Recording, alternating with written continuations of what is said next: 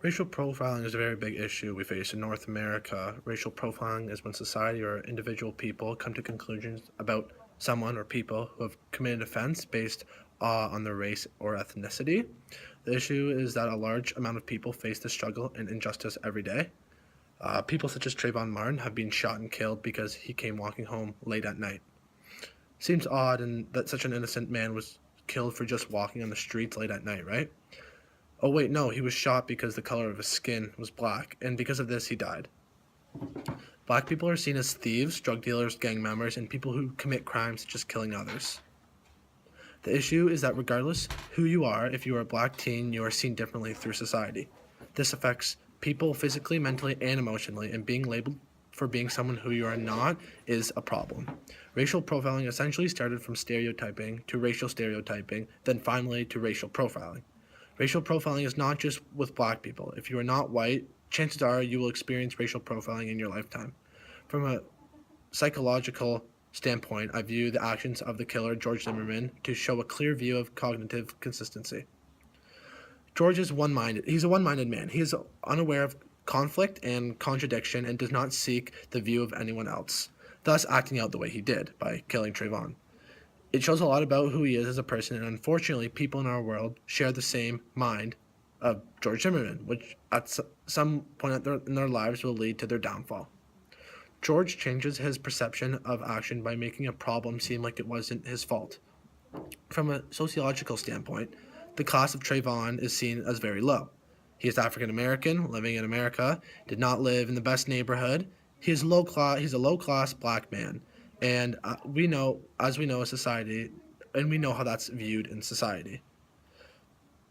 The social stratification of Trayvon is that he's a low class because he dresses like a thug and he's black. He's judged and ranked low class because of these factors.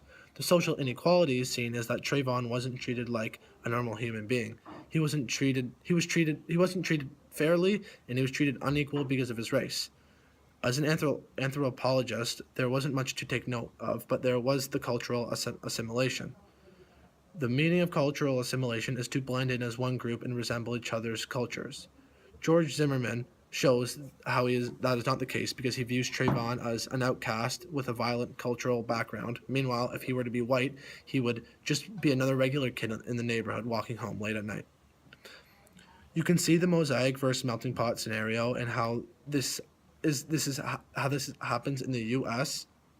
And the U.S. just sees things in one way, while Canada sees things in different ways, like the mosaic. This was a very big deal in our world and still talked about in schools to this day, like I am now. And this is a big chance for leaders to stand up and talk about it. And a couple huge charismatic leader would be Martin Luther King, a huge black rights activist back in the day, and just in general, people like Erica Garner, who you probably don't know, but she was a really big Black Lives Matter activist who died about a month ago. And the case itself, I thought was the tipping point for sure because I think there were so many other little things seen, or I guess yeah, there hasn't really been that tipping point yet. But I think all these little cases of police brutality, this Trayvon Martin thing, I think all these are the little actions, and then I guess one day there's going to be a huge buildup, and then I guess we will really see a big change in the lives of I guess racial profiling. Uh, and then the three laws of social epidemic. So the law of the few, the stickiness factor, and the law of context. Well, you can really see the stickiness factor just with, I guess, popularity. The like Martin Luther King, like stuff like these activists that are well known throughout what they say and like their actions and stuff really stick with people's minds, and they're very moving people. Uh, I'd say, and on the tipping point, I'd say like in a sense you could say it was reached within the case alone, but as if you think of the bigger picture, the whole world, I don't think we're quite there. All this is just a stepping stone on the way. And deviance, I'd say George Zimmerman is the deviant one in this case as he violates standards of conduct and expectations of society. He departs from social standards by racially profiling and ultimately ending someone's life who was innocent. Deterrence isn't seen throughout, given that jail time wasn't a factor when he decided the jail time wasn't a factor that George Zimmerman had thought. He wasn't thinking about the consequences. There was nothing he had learned, I guess, in his life, that knowing that shooting somebody for that reason would lead him to where he is now, right? All right, so to relate the conflict theory by Karl Marx to my situation, just the conflict theory is really just the domination and power that are seen, how social order is maintained. So groups use high power in order to maintain and retain power and exploit groups with less power. And just the way I connect it to my situation is just how white society has so much power over like immigrants, people with different ethnicities, blacks, Asians, like whites, all of, like the different groups. I just that's you see the domination with white people because not that anyone just randomly decide to say it one day, but it's just the way we've evolved since slavery and all this stuff. We Canada's a pretty white place, and we call ourselves multicultural, but we can seriously debate that situation just given that not everyone is treated equally. And in Canada, yes, there's equal rights, but it's not the way society or the angle of this uh, situation is really looked at. And also just police brutality as well. It's just individuals thinking they're above the law. And I know there's situations with when it's not just against black people, but the situations that are, you can see it happen to be quite a big deal. And factors that affect this issue, so you can see money as being one. So for high class people, just not treating others as well because they don't have as much money. But when you think of my situation with the racial profiling, it's just society's norms, and you see it because it's the way society is. It's normal for them to think whatever they want to racial profile all this stuff. Is it good? No. Is it going to be fixed? Hopefully, but that's the way it is, and it's the way people think. And once a huge chunk of one country thinks one way, it's hard to differentiate yourself from that. And also just the modernizing elites that create that direction. And basically, what that is just people create something. It's they say whatever, do whatever, and that's the direction everyone goes in, and that's what we see now. And that's definitely a huge factor with racial profiling, getting over that stepping stone to better that. And the alienation, you see, uh, it's pretty obvious. It's just people with different ethnicities, races, and just like different groups that are being isolated and seen as outcasts because they're not seen as being Canadian or American or wherever you want to talk about North America. But no, they're seen as a different group. They're not as accepted as we think they are, and yeah, I think that's a huge problem too. Is that we think we accept racism, we have come over it, but realistically, we haven't.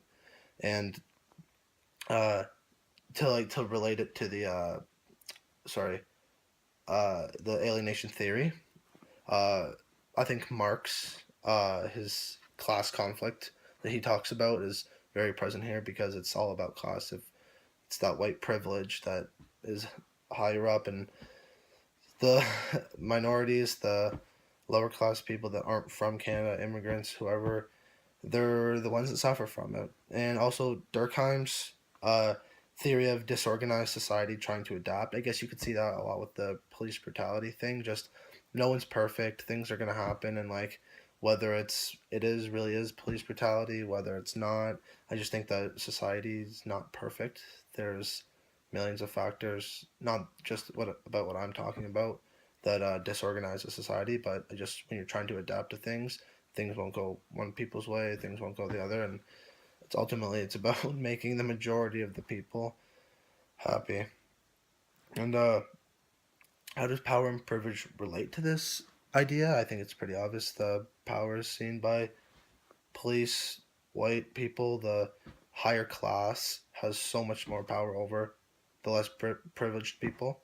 And I mean, there are some people that are lucky enough to be as privileged as they are, but I mean, in a money aspect, yeah, it's pretty awesome. But as people, we can see how, with people with ignorant people with lots of money, how they bring down society and all the stuff they can do, whether you don't accept somebody for who they are, their race, their culture, it's anything like that. All that stuff just it's the people with high power that ultimately bring down society. So kind of gets you thinking.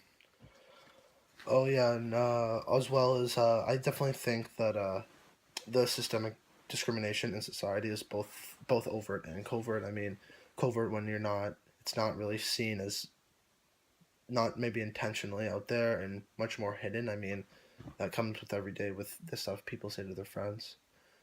Anything, companies, little things like not hiring somebody because apparently they don't have the qualifications. Meanwhile, it could definitely be a racial issue. I mean, so many things are just hidden. You can't read people's minds and how they feel, but I definitely think a big portion of that as well is definitely just overt and out there, and like people make it clear. Trump makes it clear. He's the president of the United States. He's followed by millions of people in the world, and he makes it pretty obvious that he wants to build that wall. And it just it's both. It really is both. I mean, the stuff that's behind the scenes and the stuff that you don't really see too much. That's just as bad because those are subconscious thoughts that people might be having in their head. And I mean, ultimately, if you think that way, then you do. But as society, that's gonna be the barrier that we have to build over and overcome if we want to be better, if we want to accept each other, if we want all these things that society wants. But I mean, when you don't come together in the end, it leads to your downfall. Yeah, check it. Yeah, yeah. Racial profiling is a serious matter. This problem is getting fatter and fatter. Trayvon was an innocent teen. He wasn't doing drugs or sipping on any lean. A racist, ignorant man named Zimmerman. His unlawful actions are seen as a sin. He shot and killed a man because the color of his skin. Yeah, yeah, yeah. Alright, little Glock pork chop up in this. Yeah, I. Whether you're African American, Latino, or Asian, yeah, or Arab, Muslim, or even First Nations, you shouldn't be labeled as someone who you are not. When you racially profile, you will always be caught. Take a stand to this worldwide issue. Rest in peace, Trayvon. Your homeboy missing you. Let me break it down for you all. The problem might seem small. Trump don't build that wall. Yeah, yeah. It's the tipping point, Mark. Just watch it fall. Yeah, yeah. Let's go. George Zimmerman is a deviant individual. Yeah, his actions was not seen as biblical. Alright, it's MC, racial discrimination. What? Why do blacks gotta steal your stuff? Latinos always overpopulating the streets. Just stay where you are, from where our countries meet. God, save my little girl from that car crash, please. I bet you that man was hella Chinese. I come to these assumptions because that's what society does. Michael Brown, an innocent black man, shot by the fuzz. Yee, okay, little cactus up in this. Yee. Alright. Lastly, it's me, Lil Cactus from Black Lives Matter. Society's whack, like that dude named Mad Hatter. Let's reunite as one and accept each other. When you see a black man, treat him as your brother. Racial profiling can be fixed and done. It doesn't take an activist, it takes everyone. These are the lyrics. You can pause it here. And then